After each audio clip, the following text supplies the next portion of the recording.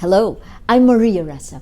With us today is Nancy Roberts. She's the co-founder and co-director of the Core Lab. That's an analytics startup inside the Naval Postgraduate School in Monterey, California. She's also the co-author of Transforming Public Policy, Dynamics of Public Entrepreneurship and Innovation. As an author and editor of books, her work focuses on public entrepreneurship and innovation, strategic management, and complex networks, among other big ideas she touches.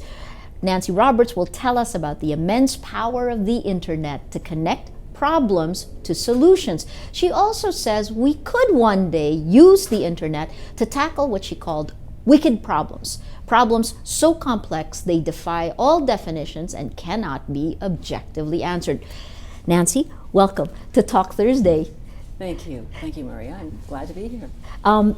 Define wicked problems. Well, I think you did it very well. If you were in a room with a group of people and everyone is arguing about what the problem is, you know you've ventured into wicked problem territory, because if you can't define the problem, it is going to be very difficult to get agreement on what the solution is. So we have several examples right out of the pages of the latest events in the Philippines. The climate, problems with the climate, problems with pollution, problems with corruption. So those are just starters. Okay. And then you will have, among the people discussing those topics, some disagreement on what they think the problem is. And then you're off and running. And in the past, how have we generally, society in general, how have we moved to solve these types of problems, societal problems? Well, typically, when you venture into wicked problem territory, there have been a number of solutions. So there is more of the rational analytic approach, where someone at the top of the hierarchy, whatever that is, wherever that is, decides how to frame the problem and then provides a solution. And then the rest of us execute. That top-down model has not worked particularly well, and it has surfaced all sorts of unintended consequences. So we have experimented with other options. I mean, even older than the rational analytic approach is the political approach to problem solving. The idea is for someone to amass enough power to decide what the problem is and what the solution is, because they have the power to enforce their way. Or there's the competitive approach. We are in this competition to decide who frames the problem and who solves the problem. So I could give you examples throughout history of each one of those models, but we seem to be moving into a period where people are much more open to a collaborative approach to the problem framing and the solution generation process, which I think is the good news. So am I right in saying that technology really is pushing this kind of new way of looking at how to solve problems? It's an enabler. Okay. It's an enabler. First of all, we can share information. It's no longer locked in drawers and file cabinets and in these silos, although that still does happen. So this openness and the willingness to share information is a very important step. And of course, the internet is instrumental in that open and sharing process. So I see the good news story here in that you need better information to inform the problem-solving process, and that's what the internet is delivering for us. You know, you came into the Philippines and you spoke at #ThinkPH at our summit on Friday, and one of the other speakers then was Andrew Keen, who basically said that the internet in its 25 years, it's approaching its 25th year anniversary, has basically failed. What did you think of what he had to say? I don't agree with him. I don't agree with his position. I think he took many positions to the extreme. I too am worried about security and keeping information safe. I too am worried about what some people are doing with the information. But that is, you know, it's like anything. Dynamite blows in all directions. You can use dynamite to create a road, but you can also use dynamite to blow things up and harm people. So it is how you use this new capability. It is not the capability in and of itself. So can you talk more about the internet and social media in particular, which is actually opening up this huge, massive area of big data, but how do you see this attacking these age-old problems that society's had to deal with? Well, I see the net citizens, the netizens, if you will, the crowd, becoming much more aware of what's going on in their world and wanting to have a place at the table in the problem-solving process. They want to participate in not only in framing the problems but finding solutions. And so you have these what I would call the information platforms. Ushahidi is a great example in disaster relief, where the people from all over the world wanted to help, and they could help not just by going to Haiti, but they could get online and they could help the message traffic flow. They could be in situation rooms, or they could write code, or they could set up platforms that would enable people then to process information much better than we had in the past. So that is a great example. Ushahidi is a great example of how the crowd can be part of the problem-solving process. Is it realistic to think that this kind of bottom-up approach can help solve these problems? I'd say it has a great chance of making inroads into wicked problem territory. First of all, the top-down approach makes some assumptions. There is general policy, and it's one size fits all, typically. Whereas that bottom-up approach is experimental. It's almost prototyping as we go into these problem scenarios. Let's see what works in our locale, with our community, with our people, with our resources, and build from there. So I think of it as a series of experiments, and over time we may be able to distill what works in various communities and make more general statements. But I like the bottom-up approach because it acknowledges how much we don't know, and it doesn't assume that we have these grand theories that are going to pertain to all countries, all situations, and when we get into some of these problems. Internet folks and technologists talk about this wisdom of the crowds. James Soriaki wrote a book, The Wisdom of the Crowds. But the wisdom of the crowds is also really difficult. It's unwieldy because it could, like, in an instant turn into a mob. How can you help organize this kind of bottom-up approach to problem solving? Well, that's why I think the internet platforms are critical, because they then provide the natural infrastructure around which the crowd can self-organize. So they set it up, they enable them to decide how to input information, how to coordinate the players who might be coming in from all parts of the world, as in the case of Ushahidi.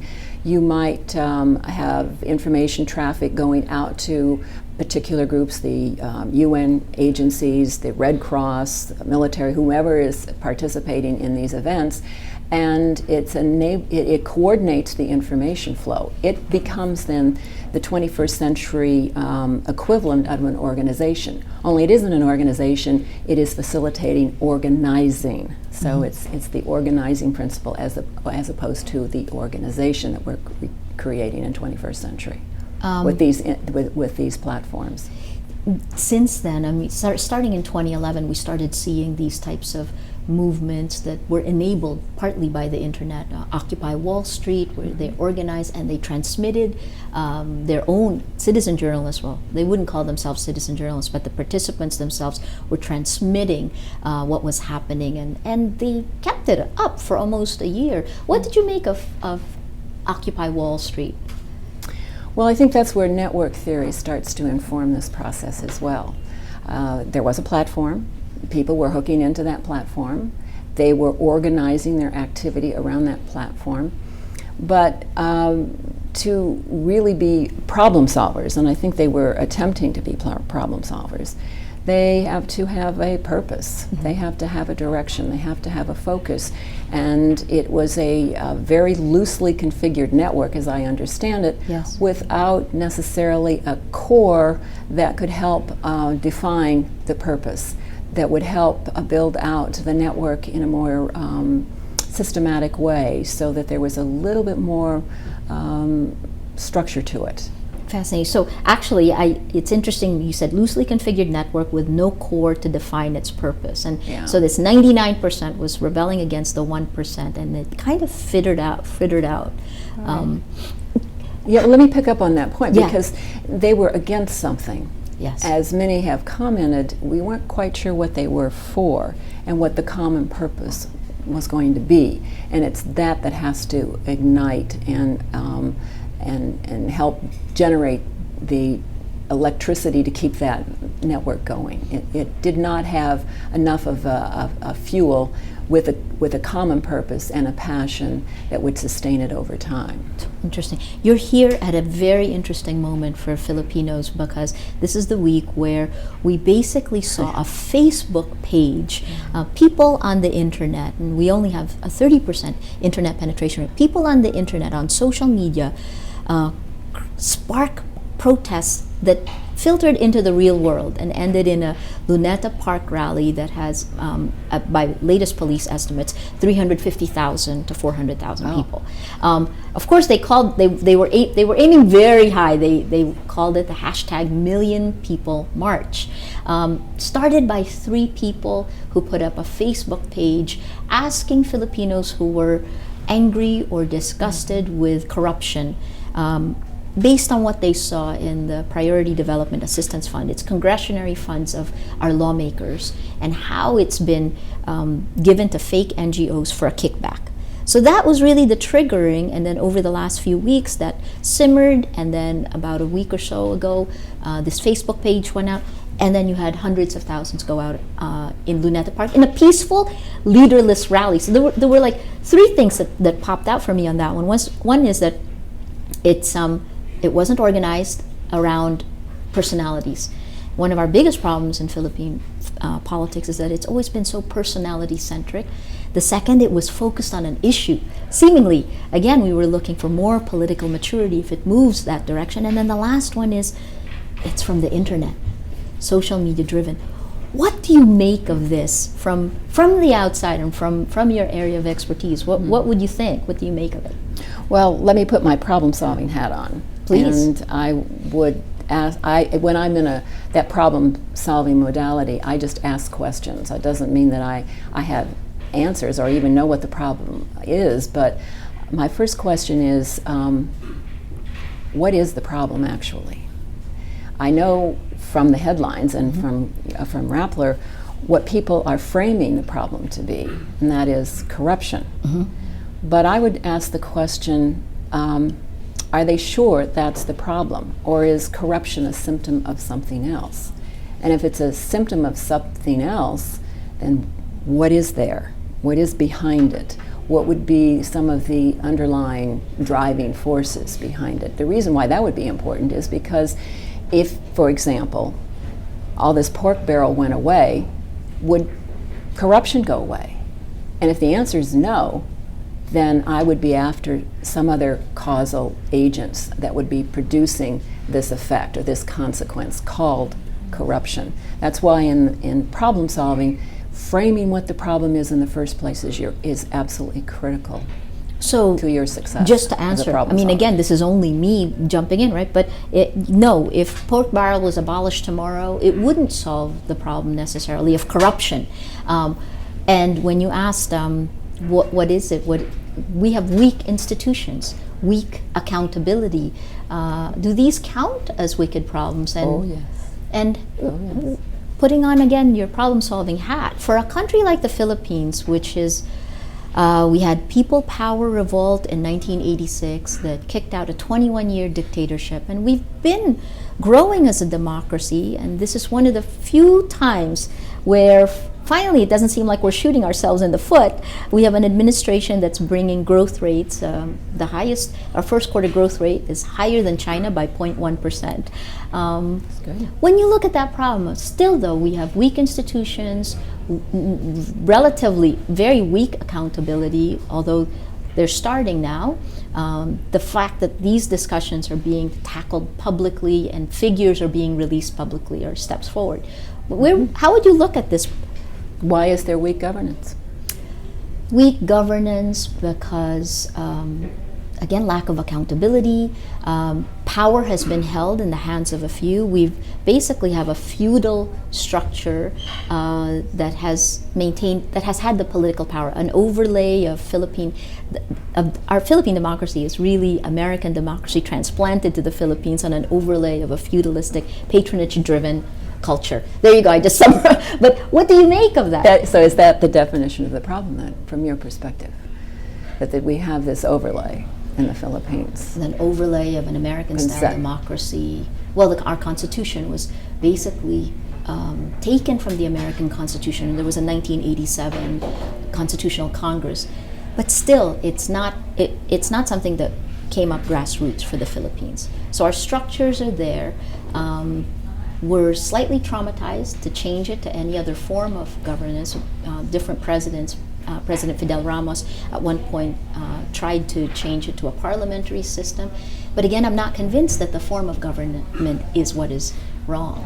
How would you're asking me questions as I'm asking you questions. Well, that's exactly what happens. You constantly are trying to probe at different angles of how to frame the problem, and where the source is that you want to, the focus, where the focus should be. And it may be that the corruption is a consequence, and you need to deal with it. But if it's going to keep coming back and coming back and coming back unless you look at some of the drivers.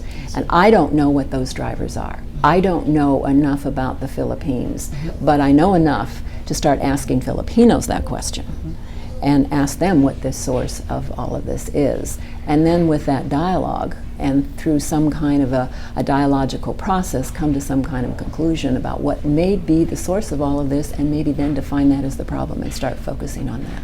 When you're looking at bottom-up solutions to these huge societal problems, what's an example of something that has been solved or can be solved that way? Well, I was in Indonesia last year, I guess, or Yes. a year and a half ago, and I visited Samboja Lestari. It's a reserve in Borneo. It has it's a remarkable achievement of Willie Smiths, who looked at the land that had been completely denuded and delogged. Nothing was growing, nothing was living, and decided to say this little baby orangutan and others, the one that he was holding in his hand and others, that he needed to recreate a rainforest. And he recreated that rainforest taking local conditions into account, the temperature, the people, the culture, the climate, what he knew about the microbiology and the trees, because he's also a forester. And he was able to put together all of this and come up with a solution for that area, and was able to create a secondary growth rainforest where things are now living and growing. And it's if you think about it, that the global climate challenges that we're facing, that's huge. And that is a major contribution in that one little part of the world.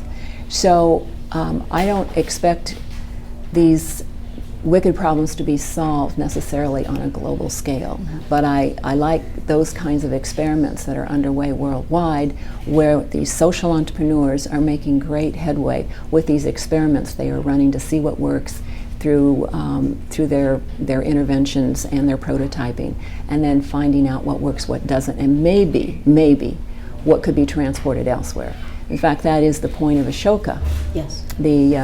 Everyone a change agent, and they are trying to take some of these social entrepreneurial ventures and ideas that have worked at the local level and see if they can scale to larger and larger areas. That, I think, is a great model for solving some of our wicked problems worldwide. Why are you said this earlier, you're optimistic about the ability to go bottom up. What makes you optimistic about it? People's energy and enthusiasm and commitment. That, I think, is the heart of it. I think that's when I see people getting energized and wanting to do something and committed to something larger than self. There is a very interesting, I think it's the UN that is sponsoring this San Lucia project in the Caribbean, where the UN has said we're going to identify this one little village. And if we're successful at changing with international volunteers coming in from all over the world, working with the nutritional programs and educational programs, and working with the families in this village, in this community, if we are successful over time in raising the IQ of these children, we're going to branch out then to the next community and the entire region, and then they end the wonderful video with, and then the world is next. So it's that kind of optimism and hope, I think, that's important. You've been in the Philippines only for a short time. Yes. It's your first time here. It is. It is. What's the impression that it leaves with you? Well, I have had the pleasure, thanks to you, of meeting wonderful people and very talented people who are energetic and passionate, and I think are ready just to unleash an entrepreneurial spirit here in the Philippines that I think is going to surprise a lot of people. The interest in social entrepreneurship, which interests me, as well as business entrepreneurship, is really has caught on here, and I'm very pleased to see that. So your advice, I suppose, if you to look at the things that have gone on. Again, for me, it was fascinating to watch this #million people march. How can we harness this energy and go bottom up? What should we be looking out for? Words of advice. I'd start with the schools, the universities. Mm-hmm. I'm also interested in design thinking. As I've learned about it and practice it through the Stanford Design School and IDEO. It's a design company in Palo Alto, California. And David Kelly is a principal in both, that's Stanford Design School as well as IDEO. And their approach to problem solving through creativity and entrepreneurship and innovation, I think, is really an important way in to wicked problem territory. I would say that the kind of problem solvers we need are the people who have this design thinking skill set, the knowledge, the skills and competencies that really offers. And so I would be starting with the universities and the educational system. I would be setting up design centers so that students from all over campus, whatever their discipline, would be able to take these courses in how to be design thinkers. Teaching people how to think together, create together, collaborate, because as you know, when you get people from different disciplines together, sometimes they have different jargon and assumptions and worldviews that don't mesh, and they're very competitive, and we need to learn how to collaborate. And so all of that is embedded in the design thinking approach, and I think it is a very important contribution our universities could be making to the problem solving effort. The dangers. Are there any dangers we should be watching out for? Dangers in terms of? In terms of using this kind of design thing and this bottom-up approach. Again, for me, off the top, I would think the danger is that who leads the crowd is leadership. It's a whole different concept of leadership if you're talking collaborative. Do you see, what are the dangers ahead for shifting to this way of thinking? Well, it certainly scares the traditional establishments. Correct. It challenges traditional power brokers, correct? Yes, they get very nervous. It's very difficult to reconcile if you are working in traditional systems, how you're going to allow this crowd to be creative and self-organizing and still fit in that box. That has to be worked out. It has to be worked out in organizations. It has to be worked out through our governance systems. I don't know that anyone has the complete answer to that yet, but I can see people being resistant. I see them being resistant in traditional organizations. I don't feel that way about it, though. I really feel that with you open it up to people, they typically are responsible if you give them the opportunity to rise to the occasion. I'm not threatened by it. Well, that's interesting. It really is a mind change for the people who have power now, because even on a small level, if you take a look at large companies who want to go into social media, when you move into a space of collaboration, you cede control. So companies and governments who are used to maintaining control top down look at this as a very difficult time of transition. They do. Is it something that is inevitable, you think, given the technology? In social media, for example, I think it is inevitable for any company to be involved in social media, otherwise it will work against them in the long run. I mean, is design thinking, dealing with wicked problems bottom up, are these areas of collaboration, are these types of things where the future will go, and if you don't jump on, you'll be left behind, or you think it's still in a period of That is the transition? argument many people are making. For example, in the book Wiconomics, if you do not know how to adapt to this new business model, you will go out of business. And so I don't know what the alternative is, right? I mean, what is the alternative to collaboration? Do you want more top-down power structures? Do you want more competition? Competition gets us places where we don't want to go to. So I quite frankly don't know why people would argue against it, because I don't see, given the new technology and the internet and the amount of information now that everybody is generating, how hierarchies can possibly process all of this and still stay vibrant and alive in the marketplace. Fantastic. Any last thoughts? No, I don't, but thank you for the opportunity. This has been fun. Thank you for coming in and visiting. We have been talking to Nancy Roberts. She's the co-founder of Core Lab, about the power of the internet to connect problems, wicked problems, the power of collaboration. I'm Maria Ressa. Thank you for watching.